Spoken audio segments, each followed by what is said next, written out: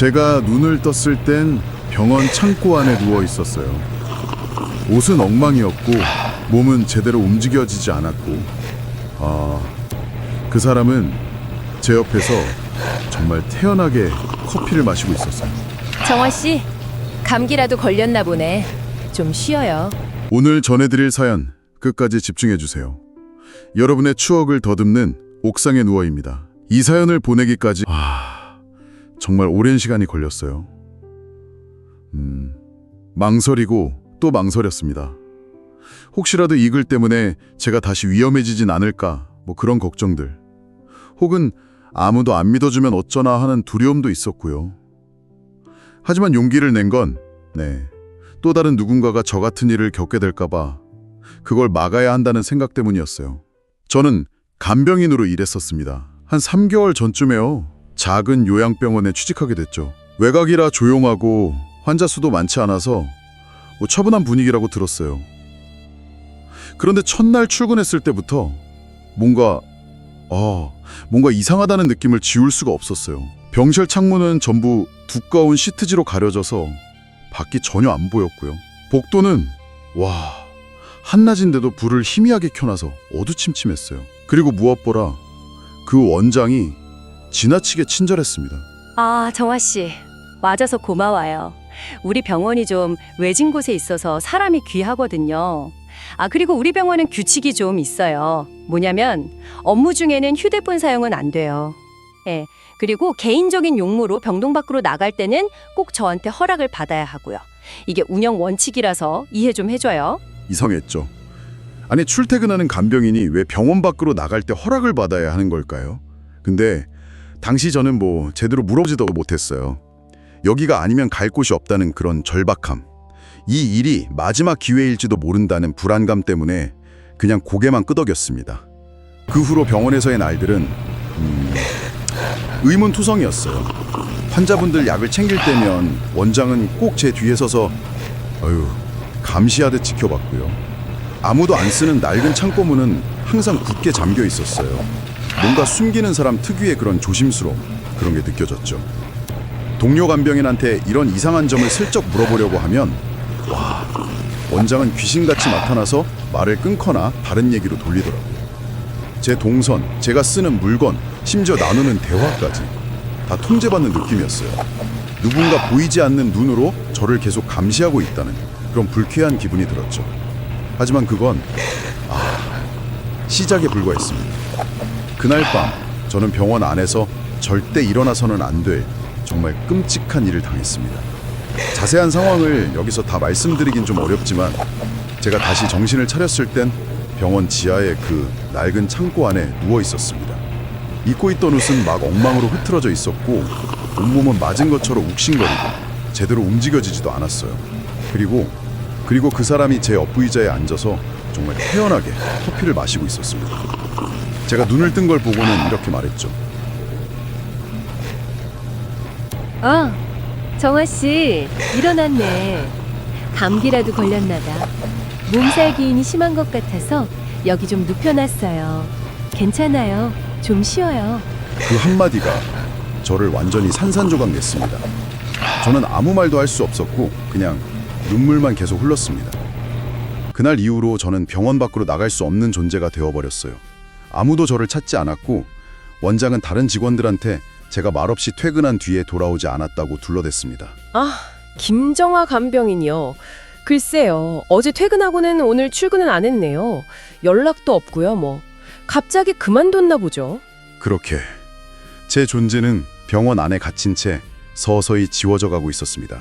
저는 세상에서 완전히 사라진 존재가 됐어요. 잠긴 병실 문, 굳게 닫힌 창문 너머로 시간은 흐르지 않는 것 같았습니다. 무엇보다 제 몸 상태가 정상이 아니었어요.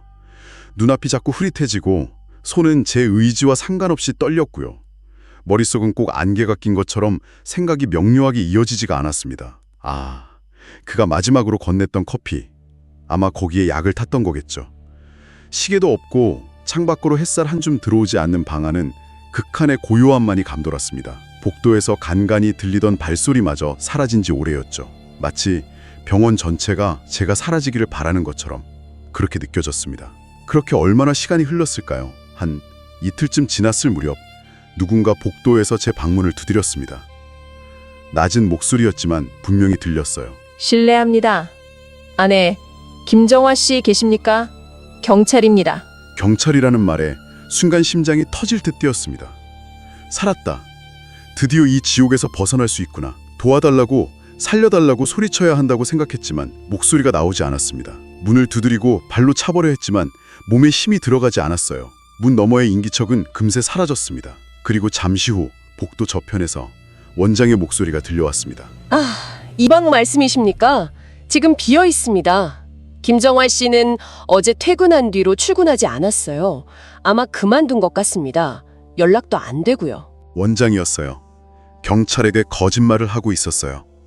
저를 구하러 온 유일한 희망이 원장의 그 거짓말 한마디에 막혀버린 겁니다. 절망적이었습니다. 제가 여기 갇혀있다는 사실을 아는 사람은 결국 저를 가둔 원장뿐이었으니까요. 그날 밤 저는 뜬 눈으로 밤을 새웠습니다. 혹시라도 경찰이 다시 돌아올까봐, 문틈으로 새어나가는 작은 소리라도 들릴까봐 귀를 기울이며 문 앞을 떠나지 못했습니다. 하지만 동이 트고 아침이 와도 아무도 오지 않았습니다.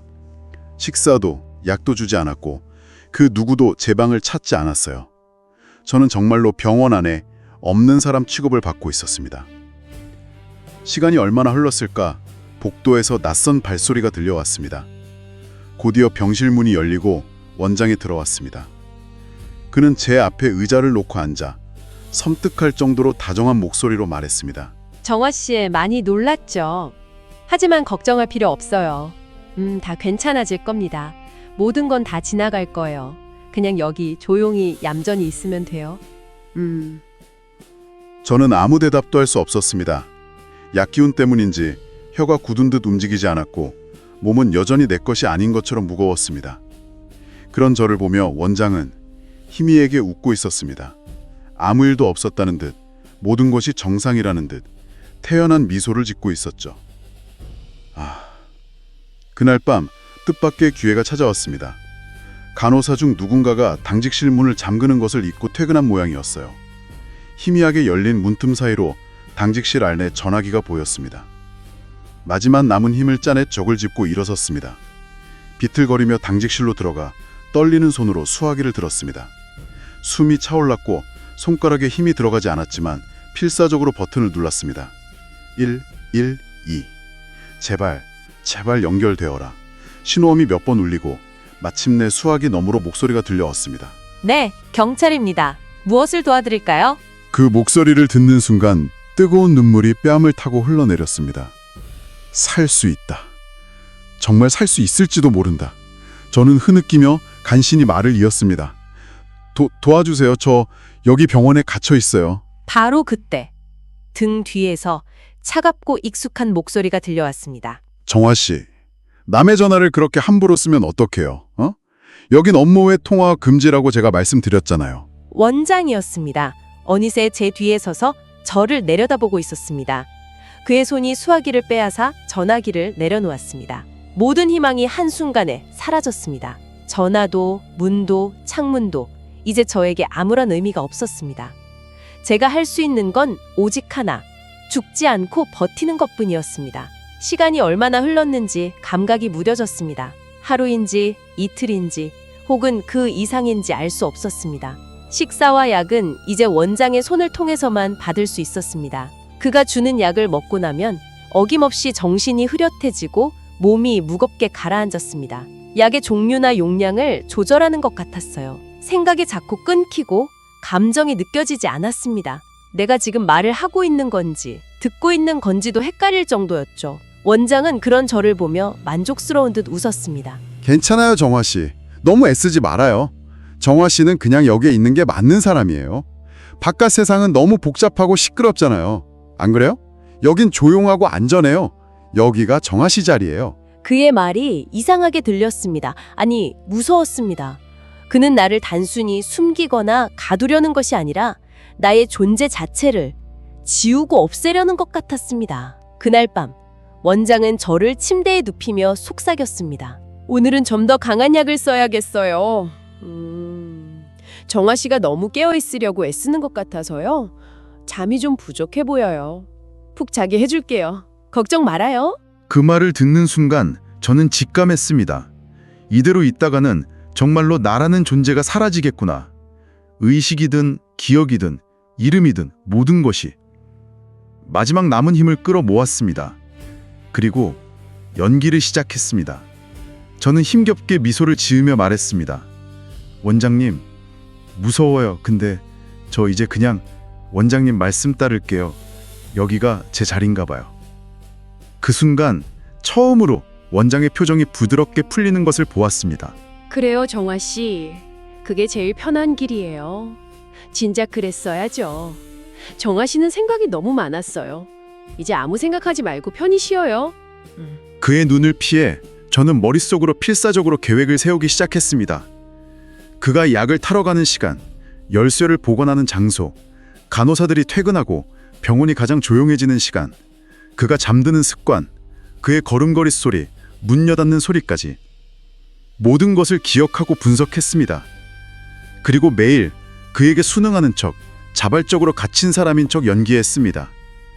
그것만이 제가 살아남을 수 있는 유일한 방법이었으니까요. 저는 원장의 모든 말에 고개를 끄덕이며 순종적인 태도를 유지했습니다. 때로는 그의 농담에 억지 미소를 짓기도 했죠. 허허, 정아 씨, 요즘 참 순해졌네요. 보기 좋아요. 이렇게만 있으면 우리 아무 문제 없이 오래, 아주 오래 잘 지낼 수 있어요. 우리라는 말이 역겨웠지만 저는 속내를 감추고 웃었습니다. 마음속으로는 매 순간 탈출 계획을 다듬고 있었습니다. 원장이 매일 오후 3시면 커피를 마시기 위해 자리를 비운다는 것, 저녁 7시면 모든 간호사가 퇴근한다는 것, 지하 창고 선반 특정 위치에 마스터키를 둔다는 것, 그리고 그가 제게 약을 먹인 후에는 늘 15분 안에 깊은 잠에 빠진다는 것. 이 모든 정보를 머릿속에 새기면서 몸은 아무것도 모르는 백치처럼 행동했습니다. 연기를 시작한 지 3일째 되던 밤이었습니다. 원장은 제게 뜻밖의 물건을 건넸습니다. 바로 제 간병인 명찰이었습니다. 이거요, 정화 씨 거예요. 이제 정신도 좀 차린 것 같고 다시 우리 병원 식구로 받아줘야죠. 자, 다시 달아요. 어서. 명찰을 받아드는 순간 손끝에 차가운 금속의 감촉이 느껴졌습니다. 명찰 뒷면에 작은 열쇠 하나가 테이프로 붙어 있었습니다. 제가 놀란 눈으로 쳐다보자 원장은 재미있다는 듯 웃었습니다. 에이, 벌써 들켰네. 그거요, 내가 특별히 하나 만들어뒀어요. 혹시 정화 씨가 나가고 싶어 할까 봐. 그런데 그거 알아요? 아예 나갈 수 없다고 생각하는 것보다 어쩌면 나갈 수 있을지도 모른다고 희망을 갖게 하는 게 사람을 더 깊은 절망에 빠뜨린다는 거? 그 열쇠 진짜일 수도 있고 아닐 수도 있고 한번 시험해 보든가요? 마음대로? 심장이 내려앉는 것 같았습니다. 그의 잔인함에 온몸에 힘이 빠져나가는 듯했습니다. 모든 계획을 포기하고 싶었습니다. 하지만 혹시나 하는 마음에 떨리는 손으로 열쇠를 병실문 열쇠 구멍에 넣고 돌렸습니다. 찰칵 문이 열렸습니다. 열쇠는 진짜였습니다. 그는 저를 시험하고 있었던 겁니다. 희망을 던져주고 제가 어떻게 반응하는지, 어디까지 도망치려 하는지, 얼마나 약해졌는지 지켜보려고 했던 거죠. 그는 약기운에 취해 깊이 잠들어 있었습니다.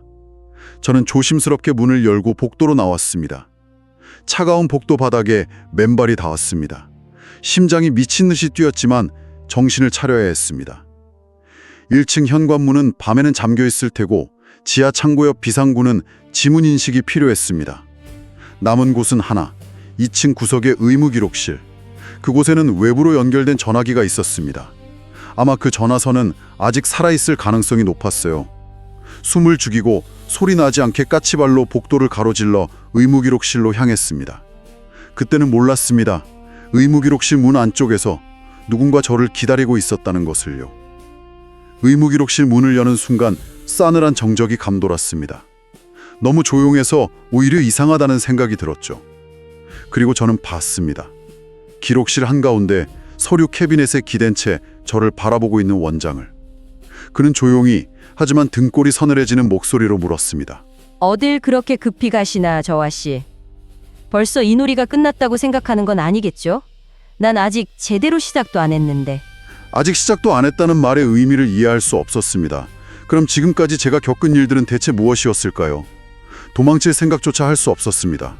그는 순식간에 다가와 제 팔을 강하게 붙잡았습니다. 그의 눈빛은 이전과는 완전히 달랐습니다. 분노와 실망, 그리고 기묘한 집착이 뒤섞인 한 번도 본 적 없는 얼굴이었습니다. 왜 그랬어요? 이제 얌전해진 줄 알았는데. 내 말을 잘 따르기로 했잖아요. 그런데 왜 또 도망치려고 해요? 실망이네요, 정아 씨. 정말 실망이야. 그의 눈빛은 단순히 화가 난 것이 아니라 배신당했다고 느끼는 사람의 그것이었습니다. 그 점이 저를 더 공포스럽게 만들었습니다. 그는 다른 쪽 손으로 무언가를 꺼내 제 눈앞에 흔들어 보였습니다. 제 휴대폰이었습니다. 전원이 꺼진 채 제 소지품과 함께 압수당했던 바로 그 휴대폰. 이거요? 아직도 정화 씨를 기다리는 사람이 있나 봐요. 집에서는 아직. 정화 씨가 연락 두절된 줄 모르는 모양이에요. 다음 주에 집에 내려간다고 문자 한 통만 보내주면 가족들은 안심하겠죠? 아니면 내가 대신 전화해서 잘 지내고 있다고 말해줄까요? 어떻게 할래요? 그 순간 저는 그의 본질을 깨달았습니다. 그는 사람을 물리적으로 없애는 것이 아니라 존재하는 채로 지우는 사람이었습니다. 기억을 조작하고 관계를 끊어내고 사회적으로 고립시켜 결국 스스로를 포기하게 만드는 방식. 눈물이 나오지 않았습니다. 비명도 지르지 않았습니다. 대신 이상하게도 웃음이 나왔습니다. 입꼬리가 저절로 올라갔습니다. 저는 떨리는 목소리로 말했습니다. 그거 제가 직접 전화할게요. 엄마한테. 그는 의심스러운 눈으로 저를 잠시 쳐다보더니 휴대폰을 제 손에 쥐어주었습니다. 저는 망설이지 않고 전원 버튼을 눌렀습니다. 그리고 익숙한 번호, 엄마의 번호를 눌렀습니다. 통화 연결음이 몇 번 울리고 마침내 그리운 목소리가 들려왔습니다. 여보세요? 엄마야. 정아야, 너 맞니? 아이고, 이게 얼마만이야. 왜 이렇게 전화를 안 받았어? 걱정했잖아. 원장이 제 손에서 휴대폰을 거칠게 낚아챘습니다. 통화는 끊겼지만 저는 희미하게 미소를 지었습니다. 됐다고 생각했습니다. 아주 잠시였지만 엄마는 내 목소리를 들었고 그 연결만으로 나는 다시 세상과 이어졌다고. 원장은 제 미소를 보고 격분했습니다. 그는 소리를 지르며 휴대폰을 바닥에 내던졌고 제 뺨을 강하게 내리쳤습니다. 뺨이 얼얼했지만 제 눈빛은 조금도 흔들리지 않았을 겁니다. 그는 마지막으로 증오에 찬 목소리로 말했습니다. 당신은 이미 포기했었잖아요. 다 끝난 사람이었잖아요. 그런데 왜 자꾸 다시 사랑나려고 하는 겁니까? 왜 도대체 왜? 그 말에 저는 속으로 대답했습니다. 너는 단 한순간도 포기한 적 없었어. 그저 당신 눈에 그렇게 보였을 뿐이지. 그날 밤 원장은 제 병실 문을 잠그지 않았습니다. 제가 완전히 굴복했다고 생각한 방심이었을까요? 아니면 뭐 다른 꿍꿍이가 있었던 걸까요? 그는 밤늦게 술에 취해 비틀거리며 들어왔습니다. 평소와 달리 흐트러진 모습으로 제 옆에 주저앉아 횡설수설하기 시작했습니다. 정화 씨, 우리 그냥 여기서 같이 살면 안 될까요? 밖에 나가봤자 정화 씨 알아주는 사람 아무도 없어요. 힘들기만 할 거예요. 여기선 내가 있잖아요. 내가 정화 씨 계속 기억해주고 돌봐줄게요. 여기서 나랑 같이, 응? 같이 살아요. 그는 사랑이라는 감정마저 자신의 통제하에 두려는 사람이었습니다. 기억, 이름, 존재의 의미까지도 자신의 방식대로 규정하고 소유하려 했어요. 그는 술 기운을 이기지 못하고 제 침대 옆 바닥에 쓰러져 깊은 잠에 빠졌습니다. 코 고는 소리에 방 안에 울려 퍼졌습니다. 심장이 다시 세차게 뛰기 시작했습니다. 지금이 기회다. 지금이 아니면 영영 벗어날 수 없다. 제 안에 무언가가 강하게 외치고 있었습니다. 저는 조용히 몸을 일으켜 원장의 옷주머니를 뒤졌습니다. 마스터키, 손에 넣었습니다. 그리고 서랍 속에서 작은 성냥갑을 찾아냈습니다. 병원 곳곳에는 소독용 알코올, 휘발성이 강한 약품들이 있었습니다. 저는 마스터키로 잠긴 문들을 열고 들어가 버려진 천조각들의 약품들을 적셨습니다. 그리고 그것들을 각 방의 환기구 아래쪽에 놓았습니다. 마지막으로 창고 앞에서 저는 성냥을 구웠습니다. 작은 불꽃이 천조각에 옮겨붙는 순간 저는 이미 모든 것을 각오했습니다. 이 병원, 이 끔찍한 악몽, 이 공간 자체를 완전히 지워버릴 수만 있다면 방화범이 되는 것도 그 어떤 대가도 치를 수 있다고 생각했어요. 불길이 번지는 것을 확인하고 창고 문을 닫았습니다. 그리고 의무기록실로 뛰어가 119에 전화를 걸었습니다. 떨리는 목소리로 간신히 말했습니다. 화재입니다. 여기 오요양병원. 안에 사람이 갇혀 있어요. 제발 빨리 와주세요. 전화를 끊고 기록실 문을 안에서 잠갔습니다. 그리고 구조를 기다렸습니다. 매캐인 연기가 문틈으로 스며들어왔고 숨쉬기가 점점 힘들어졌습니다. 의식이 가물가물했지만 절대 눈을 감지 않으려 했었습니다. 얼마나 지났을까? 밖에서 유란한 소리와 함께 문이 부서지는 소리가 들렸습니다. 안에 사람 있으니까 괜찮습니까? 방독면을 쓴 소방대원이 뿌연 연기 속에서 저를 발견하고 달려왔습니다. 두꺼운 장갑을 낀 손이 저를 일으켜 세웠습니다. 그 순간 처음으로 살았다는 안도감이 온몸으로 퍼져나갔습니다. 소방대원은 제 입에 산소 마스크를 씌우고 저를 둘러엎었습니다.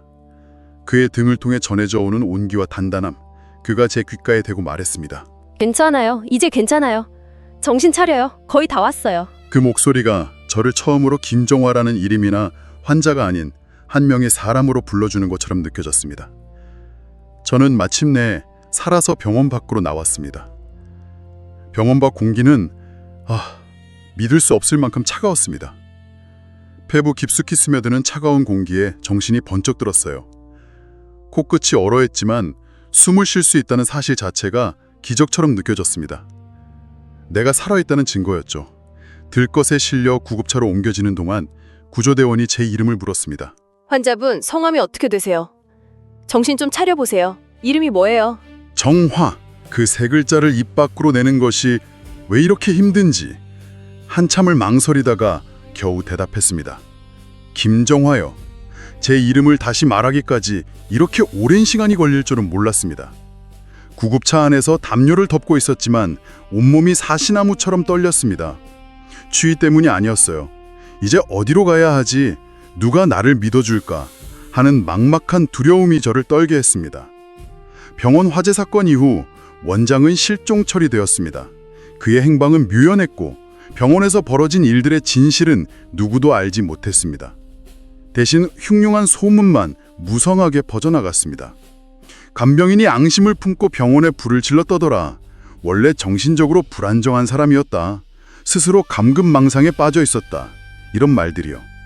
언론은 자극적인 소문에 더 주목했고 사건의 본질보다는 그냥 미스테리한 화재 사건으로 소비되었습니다. 저는 임시 보호시설에서 며칠을 보냈습니다. 경찰도, 기자도, 시설 직원도 제게 많은 것을 물었지만 저는 입을 다물었습니다. 진실을 말하면 원장이 나타나 저를 다시 해코지할까봐, 혹은 제가 겪은 모든 일이 그냥 정신이상자의 망상으로 치부될까봐 두려웠어요. 그러던 어느 날 한 사람이 저를 찾아왔습니다. 그날 밤 저를 불길 속에서 구해준 소방관이었습니다. 그는 아무 말 없이 제 앞에 따뜻한 캔커피를 놓아주며 조용히 말했습니다. 병원 안에서 구조될 때 정화 씨 표정이 어땠는지 아세요? 제가 수없이 많은 구조 현장에 있었지만 그런 눈빛, 그런 표정은 처음 봤습니다. 그건 절대 꾸며내거나 상상해서 나올 수 있는 얼굴이 아니었어요. 억지로 말씀하실 필요는 없습니다. 하지만 만약 정화 씨가 겪은 진실을 누군가는 알아야 한다면 그건 정화 씨의 목소리를 통해서여야만 합니다. 지금 용기를 내지 않으면 그 사람은 영원히 숨어버릴지도 몰라요. 그의 진심 어린 말에 참았던 눈물이 터져 나왔습니다. 오랫동안 쌓였던 두려움, 슬픔, 억울함이 한꺼번에 무너져 내리는 것 같았습니다. 저는 고개를 끄덕였습니다. 심호흡을 하고 앞에 놓인 녹음기를 향해 입을 열었습니다. 제 이름은 김정화, 1994년생입니다. 저는 오 요양병원에서 일어난 일들의 유일한 생존자입니다.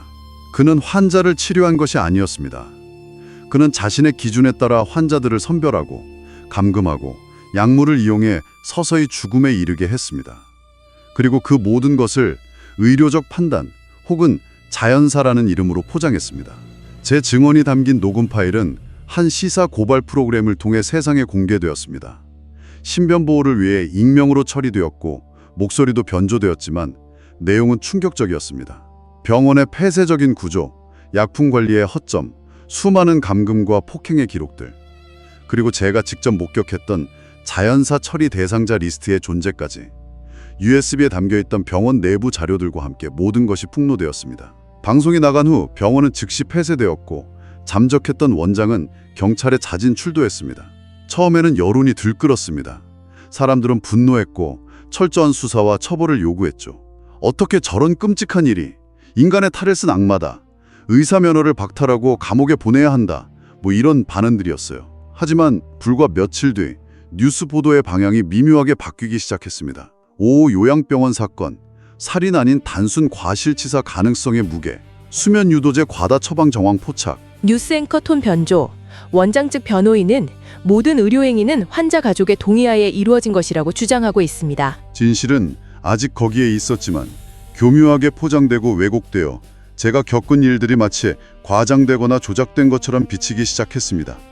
그리고 어느 날 밤 제가 머물던 고시원 방문 틈으로 쪽지 한 장이 들어왔습니다. 이 일에서 당장 손떼. 네가 입을 열수록 네 가족이 위험해진다. 등골을 타고 소름 끼치는 공포가 흘렀습니다. 저는 즉시 엄마에게 당분간 연락하지 않겠다고 말하고 휴대폰 전원을 껐습니다. 모든 SNS 계정을 삭제하고 거처를 옮겼어요. 아무에게도 알리지 않고 다시 숨어버렸습니다. 세상을 향해 진실을 외치는 일이 이렇게 외롭고 위험한 일인 줄 몰랐습니다. 저는 또다시 혼자가 되었고 병원 복도처럼 어둡고 막막한 밤들을 홀로 견뎌야 했습니다.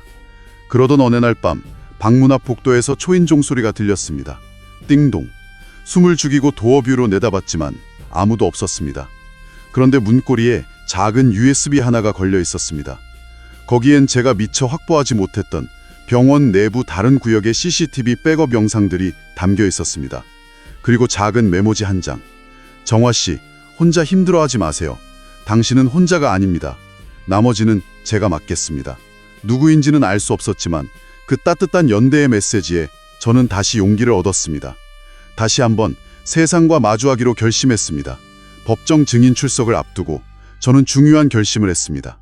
더 이상 익명 뒤에 숨지 않기로, 제 진짜 이름과 얼굴, 제 목소리로 그날의 진실을 증언하기로요.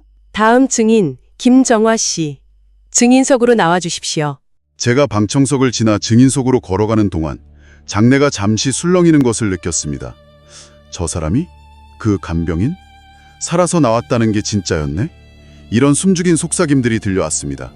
검사가 저를 향해 질문했습니다. 증인 김정화 씨, 피고인인 우승철 전 원장에게 감금 및 약물 투여 등 상해 피해를 입은 사실이 있습니까? 네, 있습니다. 증인이 병원에 근무하고 감금되어 있던 기간 동안 병원 내부에서 구체적으로 어떤 일들을 목격했습니까? 사람들이 사라졌습니다. 입원해 있던 어르신들이 어느 날 갑자기 아무런 설명도 없이 사라지곤 했습니다. 저는 떨리는 목소리로 제가 보고 겪었던 모든 것을 증언했습니다. CCTV가 설치되지 않은 지하 냉장고 방의 존재, 원장이 따로 관리하던 자연사 대상자 리스트, 삭제된 진료 기록들, 굳게 닫힌 문 너머에서 들려오던 환자들의 희미한 신음과 약병 소리들, 그리고 저를 바라보던 원장의 차가운 눈빛. 당신은 이미 포기했잖아요. 그 말을 들었을 때 제가 느꼈던 절망과 그럼에도 불구하고 살아남아야 했던 이유를 모두 털어놓았습니다. 그날 저녁 니스는 제 실명과 얼굴을 공개하며 증언 내용을 보도했습니다. 5월 요양병원 내부 고발자 김정화 씨, 용기 있는 법정 증언, 숨겨진 신실 밝혀지나, 한 사람의 용기가 없었다면 영원히 묻혔을 끔찍한 사건의 전말. 인터넷에는 저를 응원하는 댓글과 함께 악플도 쏟아졌습니다. 불쌍한 척 연기하네. 혼자 살아남아서 영웅행세하는 거 역겹다. 저런 걸 믿는 사람들이 더 문제. 하지만 비난보다 더 많은 사람들이 제 용기를 지지해 주었습니다. 고맙습니다. 살아남아줘서, 그리고 말해줘서 정말 고맙습니다. 재판 마지막 날 법정을 나서는데 복도 끝에 익숙한 얼굴이 서 있었습니다. 그날 밤 저를 불길이 속에서 안고 나왔던 소방관이었습니다. 그는 제게 다가와 그저 담담하게 말했습니다. 정화 씨, 이제 진짜로 병원 밖으로 나온 거예요. 축하해요. 사건이 마무리된 후 많은 사람들이 제게 물었습니다. 이제 괜찮아요? 그 일은 다 잊었어요? 어떻게 그런 끔찍한 시간을 견뎠어요? 그럴 때마다 저는 애써 괜찮은 척 웃으며 대답했습니다. 네, 많이 좋아졌어요. 지금은 잘 지내고 있습니다. 하지만 솔직히 말하면 저는 여전히 그 병원의 문 앞에 서 있는 기분이었습니다. 눈을 감으면 그곳의 차가운 공기, 약품 냄새, 복도를 울리던 원장의 발소리가 생생하게 떠올랐으니까요. 정신과 상담을 받기 시작했습니다. 의사 선생님은 제게 처음으로 당신 잘못이 아니다라고 말해주었습니다. 그 한마디가 얼마나 큰 위로와 힘이 되는지 그때 처음 알았습니다. 한동안 창문조차 제대로 열지 못했습니다. 누군가 저를 감시하고 있을 것만 같고 작은 벨소리에도 심장이 철렁 내려앉곤 했습니다. 그때 그 소방관이 다시 저를 찾아왔습니다. 그는 아무 말 없이 햇살 좋은 날 창가에 앉아있는 제게 따뜻한 커피 한 잔을 건넸습니다. 제가 무슨 말을 해야 할지 몰라 머뭇거리자 그는 부드럽게 말했습니다. 아무 말 안 해도 돼요. 그냥 정화 씨가 오늘 이렇게 여기에 앉아 있다는 사실만으로도 저는 충분히 기쁩니다. 정말 대단한 일을 해낸 거예요. 그 말을 듣고 저는 처음으로 눈물 대신 옅은 미소를 지을 수 있었습니다. 그는 자주 연락하지 않았습니다. 하지만 신기하게도 제가 가장 힘들고 무너질 것 같을 때마다 제 곁에 나타나 주었습니다. 비 오는 날 우산 없이 버스 정류장에 서 있던 저를 말없이 태워주었고 새벽녘 편의점 앞에서 혼자 컵라면을 먹고 있을 때 다가와 따뜻한 도시락을 건네고 사라지기도 했습니다. 그는 과하지 않게 하지만 꾸준히 저를 지지해 주었습니다. 그 사람 덕분에 저는 조금씩 김정화라는 이름을 그리고 나 자신을 되찾을 수 있었습니다. 그러던 어느 날 그가 제게 말했습니다.